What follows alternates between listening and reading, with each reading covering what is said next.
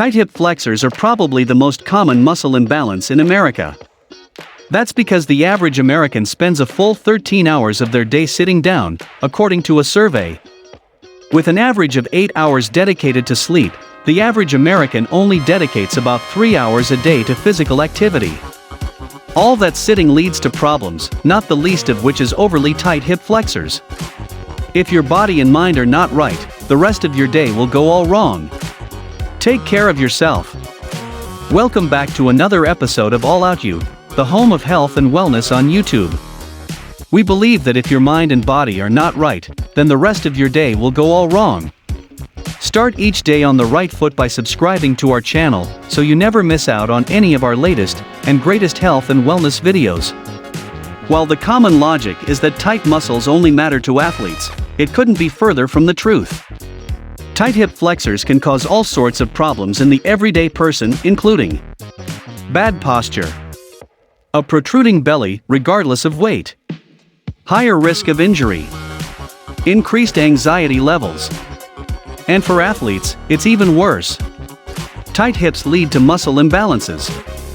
When an athlete's muscles aren't working like they should, other muscles overcompensate to pick up the slack.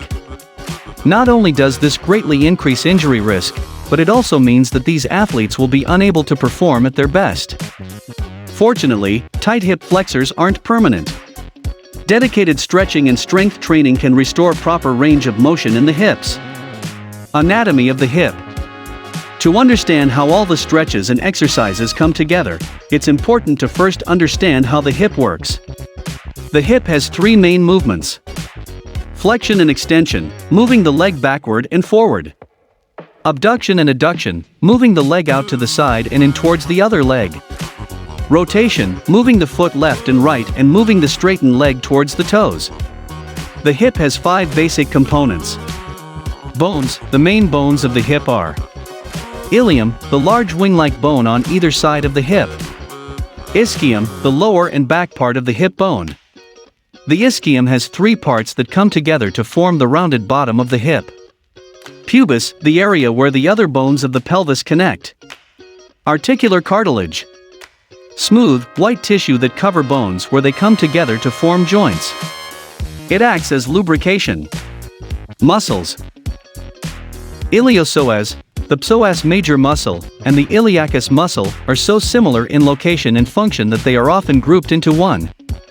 They flex the trunk of the hip while other muscles keep the leg steady, such as when sitting up from a lying down position. They also laterally rotate the thigh at the hip, which turns your foot and knee outward. Rectus femoris, part of the larger group of leg muscles called the quadriceps femoris, which are located on the front and sides of the thigh. Its primary function is extending the knee, which has to pull on the hip bone to do. It is the only muscle that can flex the hip. Sartorius, a long, band-like muscle found on the anterior, inside, side of the thigh. It is so long that it can act on both the hip and knee joint. At the hip, it flexes, abducts, and laterally rotates the thigh with help from some other hip flexors. At the knee, it helps to flex the leg. Ligaments and tendons. Bands of tissue that connect bone to bone and muscle to bone. Synovial membrane and fluid. A membrane that covers and lubricates the hip joint. Hip flexor stretch. Kneel down on your left knee and put your right foot in front of you. Your right hip and knee should roughly make a 90 degrees angle. If this hurts your knee, feel free to put a pillow under it. Put your left hand on your left hip and gradually push your hip forward. Your left hip should end up in front of your left knee. Make sure you keep your chest up, and that you don't bend forward at the hips. Hip rotator stretch. The hip rotators are much more functional than one might expect. They function to rotate the pelvis on the weight-bearing thigh. Hip rotators are used in activities such as swinging a golf club, dancing, running, and tennis, but they also activate during simple activities like walking. Internal rotators. This stretch should be performed while sitting in a chair. Cross your left leg over the right. Your left ankle should lay across your right thigh. Using your left hand, gently push down on your left thigh until you begin to feel resistance. Tilt forward at the hips. Make sure your chest is up and your back is straight. Hold this position for about 30 seconds, then repeat on the opposite side. External rotators. This exercise should be performed while sitting in a chair. Cross your left leg over the right so the left ankle sits just past the right thigh. Grab your left knee with both hands and pull it back into the right. If it helps, think of it as pulling your knee towards your right shoulder. Tilt forward at the hips slowly.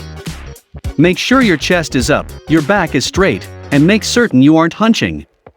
Hold this position for 30 seconds. Lying hip rotations. Lie on your back with both knees bent upward and both feet flat on the ground. Lift one foot up and cross the ankle over the opposite knee. Swivel your knee back and forth, keeping your ankle on your opposite knee and your other foot flat on the ground.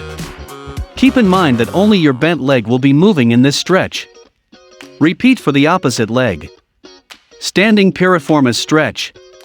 While standing with your back against a wall, walk your feet forward about 2 feet from the wall. Then, lower your hips at a 45-degree angle towards the floor. Lift your right foot up and put over your left knee.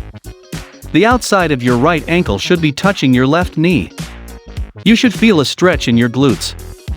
Hold for about 30 seconds, then switch legs. Butterfly stretch. Sit on the floor and put your feet together so that the pads of your feet are pressed against one another. Grab hold of your feet with both hands and press them into the ground. At the same time, bend at the hips to bring your groin closer to your heels. Hold for 30 seconds. Traveling butterfly. Sit on the floor with your back straight and your legs stretched straight out in front of you. Place your hands on the floor slightly behind your hips. Use your hands to press into the ground and simultaneously lift your hips up off the ground and forward towards your heels. You will wind up in the butterfly position with your arms supporting your weight. Return to starting position and repeat the stretch 5 times. Hamstring stretch. Sagittal plane. Prop your leg up on a bench or chair, making sure to keep it fully extended. While keeping your core tight, lean forward slightly until you feel a stretch in your hamstrings. Hold this position for 30 seconds. Transverse plane. This stretch is the same as the sagittal plane stretch, except that you rotate your leg from side to side once you have leaned forward. You should feel a different part of your hamstring stretch as your leg rotates from the inside to the outside. Hip abductor stretch. Assume lunge position by kneeling on your left knee and placing your right foot in front of you. Slide your right foot out to the side and put both hands on the floor to stabilize yourself. Keep your right knee straight and lean your body forward, keeping your hips relaxed all the while. Hold for 30 seconds, then repeat on opposite side. Leg swings. Stand up straight while holding onto a chair, counter, or something of a similar height for balance, making sure to keep your feet pointed forward. Bring your left leg in front of your right one, then extend your left leg out until it is about parallel with the floor. Make sure this is a smooth motion and be sure not to kick. Repeat 10 times and then switch sides. Supine hip rotation. Lie down on your back with your knees bent and your heels on the floor. Rotate your feet and knees out towards the floor, then in towards each other. Repeat 10 times. Dynamic stretches/exercises to improve hip mobility and strength. Reverse active straight leg raise. Lie down on your back and bring your legs up, keeping them straight. Your back and legs should make as close to a 90 degrees angle as possible. Using a strap or band, keep one leg straight up while slowly lowering the other to the floor. Keep your core tight during this process because that's what stabilizes the spine and pelvis. Repeat 5 times on each leg.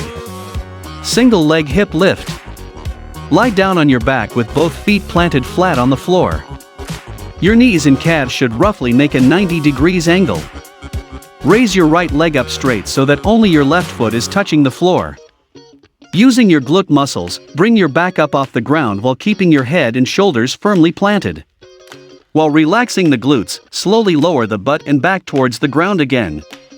Repeat 5 times, then switch legs. The Psoas March.